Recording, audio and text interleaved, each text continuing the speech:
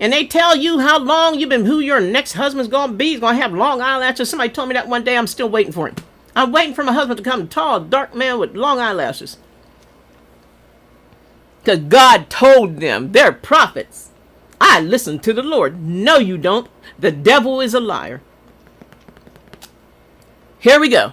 I'm glad timing's perfect. Listen to this. Verse 19. Please read verse 19. It says, but he lied to him in 18. Verse 19. Here we go. He yielded to temptation. Yes.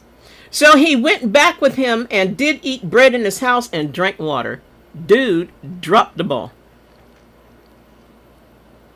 He turned his back on his directions from the Lord. I am telling you today, do not turn your back on the directions from the Lord. God laid something in somebody's heart a few days ago, and they didn't pay attention to it, and they didn't do what they were supposed to do, and something happened to them. You know, amen. Do what God tells you to do. Verse 20, and it came to pass as he sat at the table that the word of the Lord came unto the prophet and brought him back. And he cried to the man of God, the saint came from Judah, saying, thus saith the Lord, for as much as thou hast as much as thou hast disobeyed the mouth of the Lord, and hast not kept the commandment which the Lord thy God commanded thee. Amen.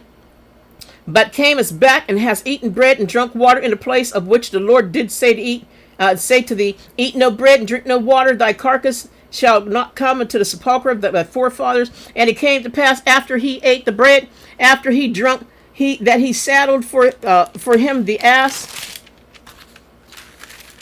Amen. The man even told him he was supposed to do it. From the prophet whom he had brought back. And when he was gone, a lion met him. This is what can happen to us when we don't pay attention to the Lord. A lion met him, by the way, verse 24, 1 Kings 13:24, and he slew him, and his carcass was cast in the way, and the ass stood by it, and the lion also stood by the carcass. The lion ate the prophet, the unnamed prophet. Second half of the story, he did good first half of the story. But when honey, let me tell you guys, when you blew it. When you blew it, you blew it. Amen. OT. Okay, OT. Pre-Jesus. Well, Jesus is all over the Bible.